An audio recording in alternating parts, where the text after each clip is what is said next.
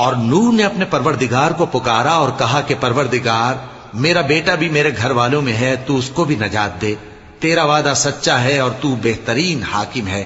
اللہ نے فرمایا کہ اے نوح، وہ تیرے گھر والوں میں نہیں ہے، وہ تو سراسر بد عمل ہے،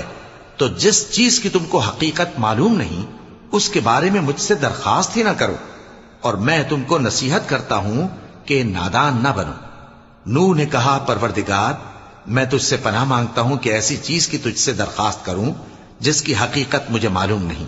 اور اگر تو مجھے نہیں بخشے گا اور مجھ پر رحم نہیں فرمائے گا تو میں تباہ ہو جاؤں گا۔ حکم ہوا کہ نوح، ہماری طرف سے سلامتی اور برکتوں کے ساتھ جو تم پر اور تمہارے ساتھ کی جماعتوں پر نازل کی گئی ہیں اتر آؤ،